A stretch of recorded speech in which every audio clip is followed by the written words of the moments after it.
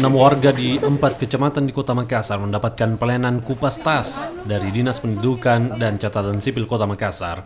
Keenam warga ini berusia di atas 50 tahun dan menderita sakit lumpuh, hingga mengakibatkan mereka tidak bisa berjalan untuk pengurusan IKTP. Petugas mendatangi warga dan membawa alat perekam IKTP sekaligus pencetakan IKTP yang langsung diaktifasi. Program Kupas Tas dikhususkan bagi warga manula, disabilitas dan sakit yang mengakibatkan mereka tidak bisa melakukan perekaman di kantor camat maupun kantor Dinas Pendudukan dan Catatan Sipil Kota Makassar. Orang tua saya didatangi dan saya tidak susah-susah lagi bawa ke Capil, begitu deh. Jadi saya berterima kasih sekali atas adanya ini tim dari Capil.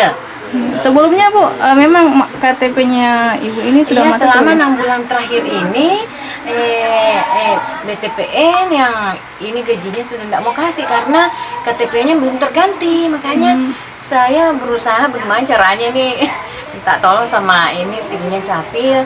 Saya melapor kemari sudah tidak bisa saya bawa ke sana, jadi akhirnya ke sini. Timnya Capil ke sini deh.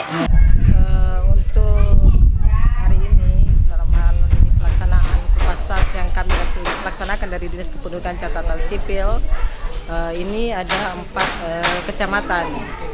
Kecamatan Rapocini itu 1 orang, Kecamatan Manggala 3 orang, Kecamatan Panakukan 1 orang, dan Kecamatan Talo 1 orang.